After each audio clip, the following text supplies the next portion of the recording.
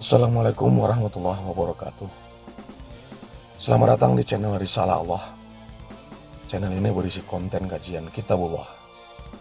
Materi yang dideskripsikan merupakan hal-hal yang jarang sekali dibahas di jagat ini. Tentunya dan dipastikan Anda akan mendapat sesuatu yang baru setelah menonton channel ini. Dipastikan juga bahwa apa yang dideskripsikan channel ini bukan merupakan pola pikir saya sendiri dan bukan merupakan pola pikir manusia lainnya. Tapi yang dideskripsikan ini adalah sesuatu yang berasal dari Kitabullah dan yang pasti akan mencerdaskan, bukan membodohi. Silakan subscribe, like, dan share jika berkenan dan dirasa bermanfaat bagi kita semuanya. Yang kedua, di surat Al-A'raf 172-173.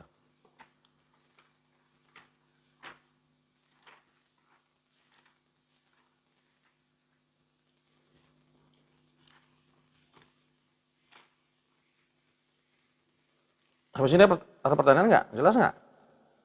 Lah, Nah, 172. 172 sampai 173.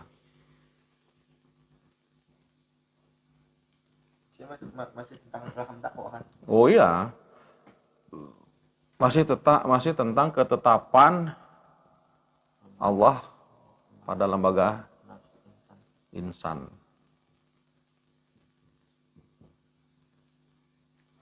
Cat. Wa idz akhadha rabbuka min bani Adam. Min surihim dzurriyyatahum wa asyhadahum ala anfusihim. Dan ingatlah ketika Tuhanmu mengeluarkan anak cucu Adam dari sulbi tulang belakang mereka, keturunan mereka, dan Allah mengambil kesaksian mereka terhadap ruh mereka. Nafs. Mana kata ruh di situ? Anfusi. Wa asyhadahum ala anfusihim kan ruh. Tuh kan terjemah tuh kan ngaco kan? Anfus. Oh, ngaco. Pada terhadap Ala anfusihim tuh kan. anfus. Ya kan? Terhadap Kan? nafs. Ya kan? Kalian gitu kan? Allah mengambil kesaksian. Berarti sudah berbentuk nafs tuh kan? Anfusihim kalimatnya. Oh, sekarang menyaksikan. Anfus itu kan banyak bentuk jamaknya. Mereka terhadap nafs Apa mereka. kesaksiannya? Alastu birabbikum. Tentang Rob. Terus apa katanya? Rabbikum qalu, katakanlah mereka menjawab qalu bala Syahidana. Kami bersaksi. Jadi nafs kita sudah bersahadah ketika kita di alam rahim. Ini alam rahim nih.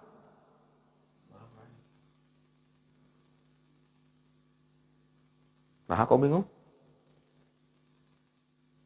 Ini masih di alam rahim ini.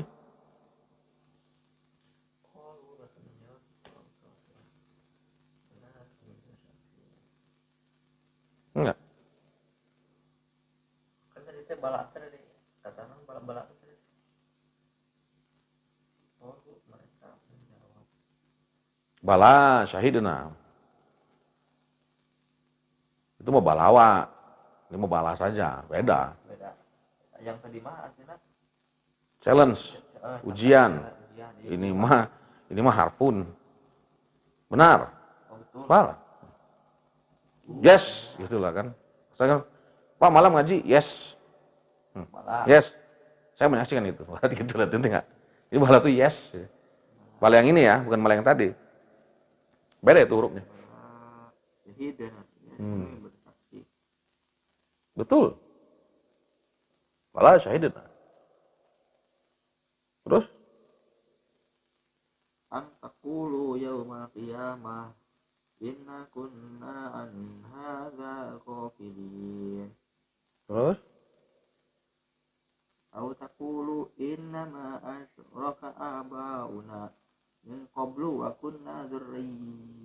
min ba'dihim Hmm. afatuhlikuna bima fa'alal mubtilun. Apa artinya? Antakulu, kami lakukan yang demikian itu agar kamu tidak mengatakan pada hari kiamat, sesungguhnya kami ketika itu lengah terhadap ini.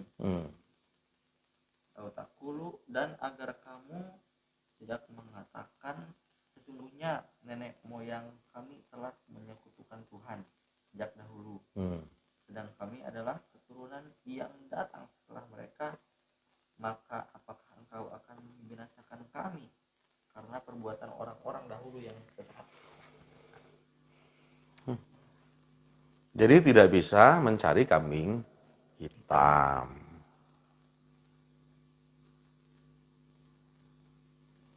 Ayat ini bukti, ya kan, bahwa setiap nafs itu dibekali Allah dengan fitrah iman. Semua nafs itu sudah dibekali Allah dengan fitrah iman tentang rububiyah, tentang Rob.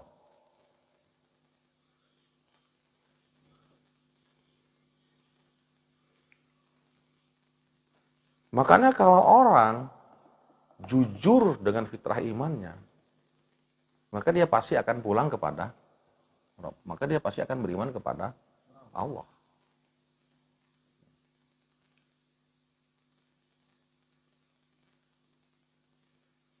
Tidak ada alasan apapun lagi atau tidak ada kambing hitam yang mengakibatkan pantasnya insan menjadi kafir.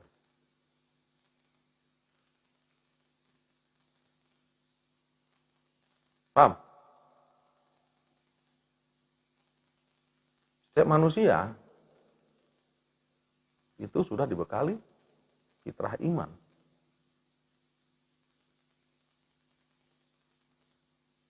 Ngerti tak ya? Woi, Itu ayat 173 Pak. kenapa? Lebih jelasnya Pak. Emang itu kurang jelas?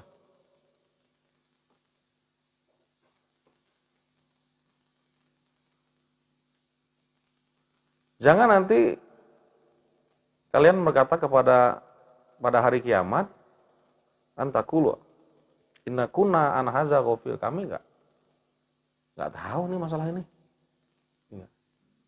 Ini masalah ketuhanan ini. Atau kalian berkata,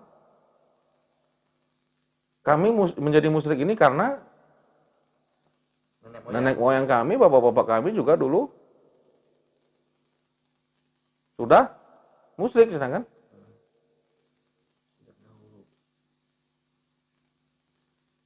apakah kami membinasakan kami karena perbuatan kami orang-orang sesat yang terdahulu? Kan dari dulu memang sudah begini. Oh, nggak bisa. Kan saya bilang kemarin sama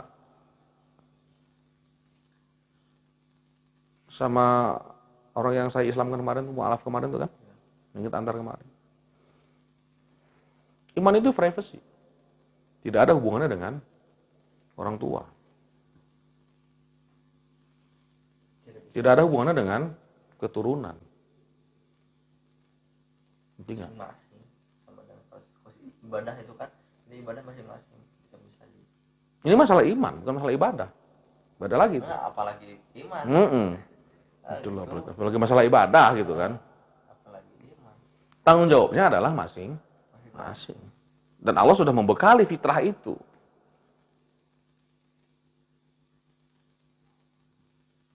Makanya dia jujur, oh ya pantasan saya bla bla bla bla bla.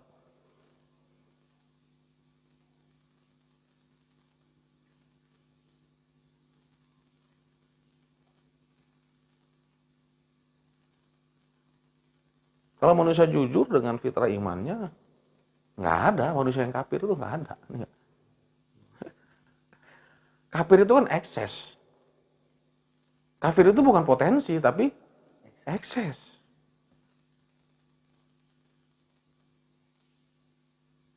Ya gimana lah, aku sudah ditakdirkan menjadi orang kafir. Oh, mana ada itu? Allah sudah menetapkan kita untuk menjadi orang yang beriman, Kalau dia bukan untuk jadi orang kafir gitu. Makanya gunakan fitrah iman ini. Karena fitrah iman ini sudah banyak rusak ya. Banyak serangan dari sana ke sini, ya kan? Dari budaya, dari orang tua, dari pola. Akhirnya terkubur dia kan. gelap. Poek. Makanya untuk membersihkan kembali dengan lagi-lagi dengan kitab. Kabar. Orang yang fitrah imannya masih ada, pasti paralel dengan kitab. Iya. Paralel. Ibarat chips.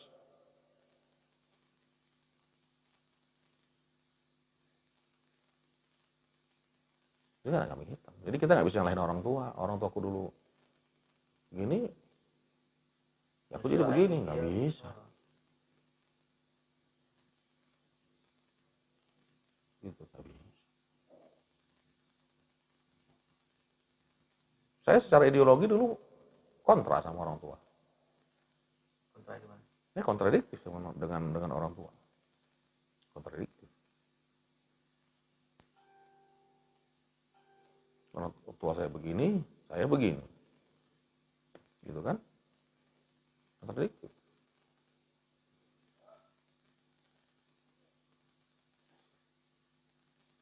Setelah saya belajar Islam, akhirnya orang tua saya juga ikut belajar Islam. Gitu. Ini begini. Sama kayak kemarin si Manurung tuh kan. Begini. Tapi kan saya nggak memaksa gitu loh. Iya, yang saya sampaikan adalah sebuah data gitu. Hingga akhirnya dia dengan kesadarannya sendiri untuk masuk ke Islam. Karena imannya sendiri, bukan karena pengaruh dari saya. Paham ya? Nah, ini juga kata Pak Rahmat. Bayangkan diberi fitrah iman saja manusia masih banyak lebaran terbalik, komal mun teu berek.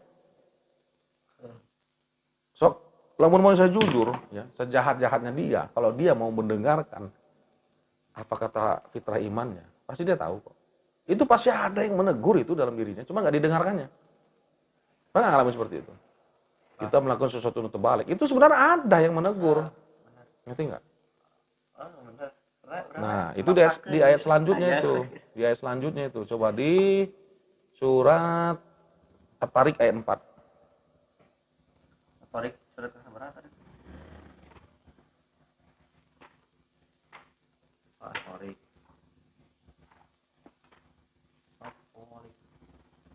Buat sama ya tarik.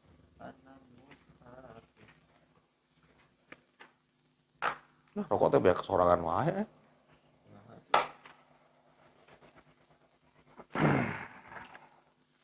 Banyak deh. Pak, mana minum? Nah, Lupa aku.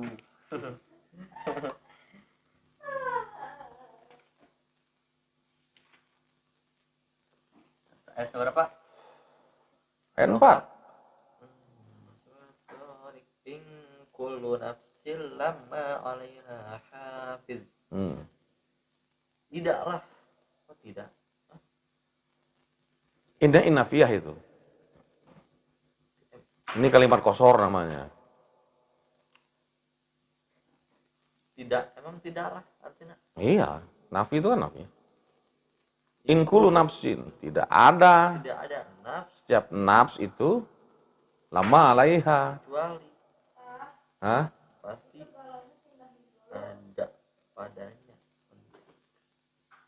Hafiz. Habis sih. Ada penjaganya nih. Iya, nafs pasti ada padanya penjaga. Saya bilang, ada sebenarnya yang menegurnya itu kan. Ini bukti dari kesempurnanya nafsu itu. sudah dibekali dengan Allah sistem kontrol. Hafiz itu penjaga kan? Penjaga itu apa tugasnya? Ngontrol kan? Jadi dalam diri kita juga punya sistem kontrol yang Allah siapkan, Allah kasihkan pada nafsu. Hafiz itu pengontrol. Ya kan? Secara fisik aja ada saraf, ya kan? Apalagi secara batin. Itu kata Rahman semua. Kematian, fitrah iman, hafiz, sistem kontrol. Al-Mu'min ayat 17.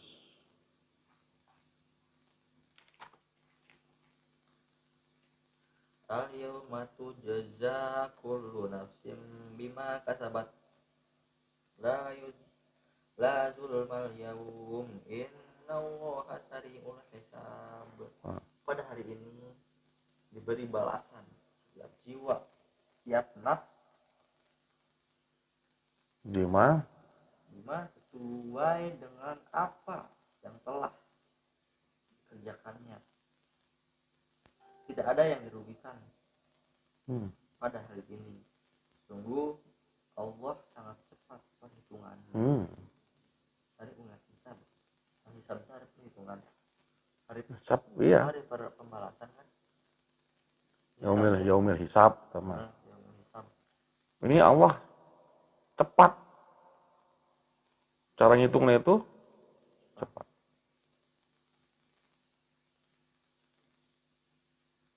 Setiap pendayagunaan nafs secara positif akan menerima jaza. Itu jaza itu jasa. Al-yawma tujza. Nah, diberi jasa. Jaza itu jasa. Tujza. Diberi jasa oleh Allah. Pasif kalimatnya. Al-yawma tujza kullu nafsin. Setiap nafs itu akan diberi jasa oleh Allah. Berdasarkan bima kasabat. Ya. La zulmun, tidak ada yang dirugikan. Tidak ada digelap, tidak ada yang dizolimi. Secara utuh jasa.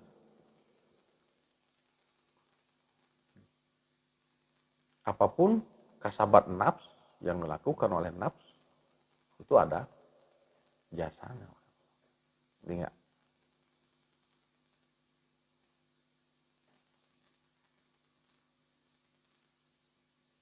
Itu kata Warahmah kan?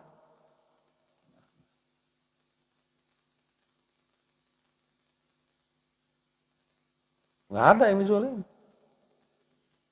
Semua nafs loh. Ya. Kulun nafs. Nggak bicara agama di sini.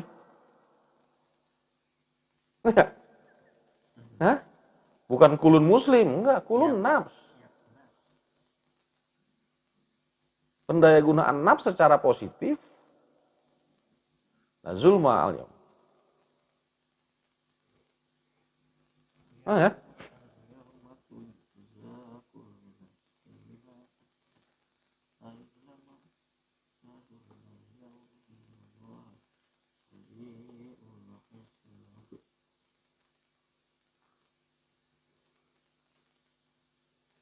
Satu ayat lagi terakhir nih. Ini kadang-kadang suka terjadi penyimpangan juga. Di Al-Baqarah 48.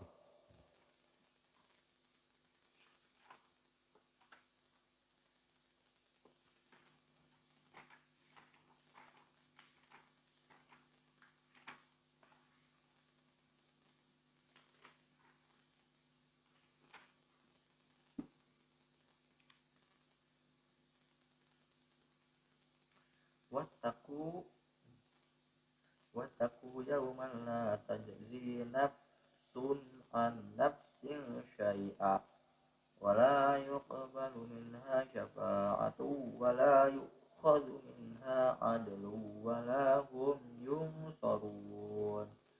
Dan takutlah kamu pada hari ketika tidak seorang pun dapat kepada setiap nafs, dan tidak ketika tidak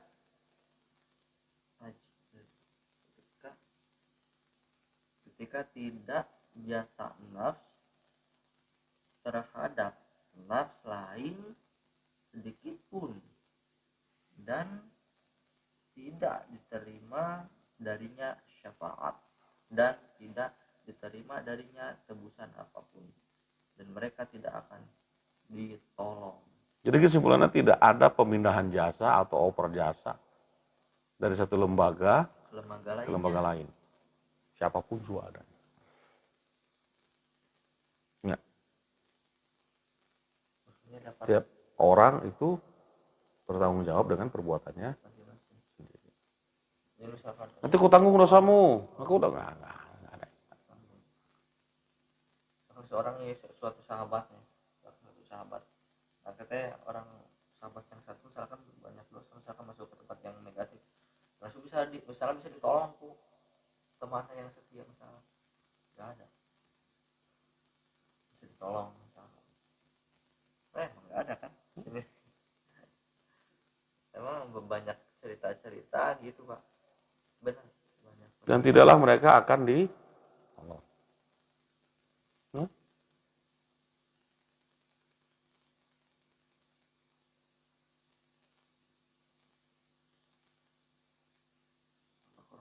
Jadi setiap orang bertanggung jawab dengan kasabahnya masing. Tidak bisa over jasa, pemindahan jasa nggak bisa.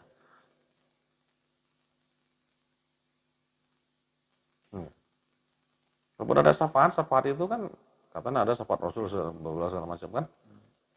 Syafaat itu kan menambah. Tidak dari nol, ini enggak.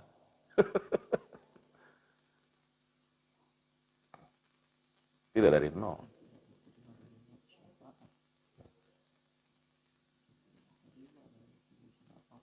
Nah, adun dari tebusan apapun, mereka tidak akan ditolong oleh siapapun, tidak akan ditolong. Walaupun mereka, dan tidaklah mereka yunsorun itu tolong. nolong.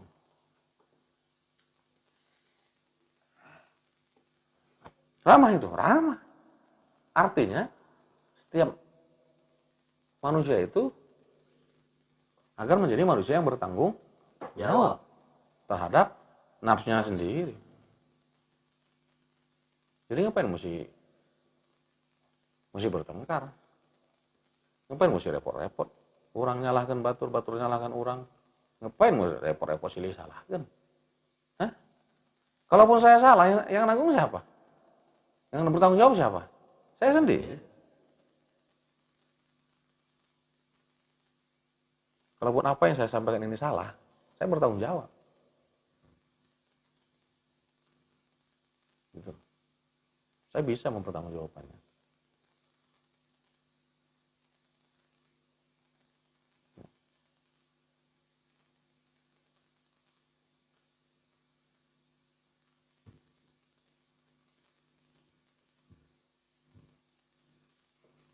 Yang saya sampaikan dari Quran.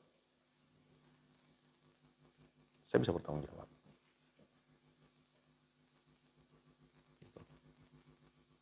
Terhadap apa yang saya sampaikan.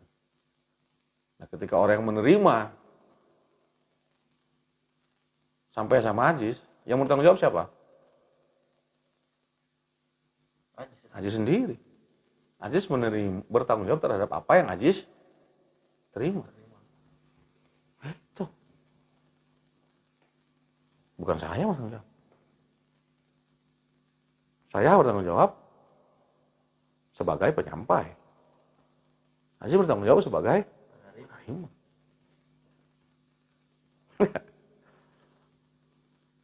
Jadi jangan kata anu, jangan. Kata Quran. Gak bisa kita nanti nyalahkan orang. Gak bisa kalau orang. Habis. Paham? Sampai sini aja dulu.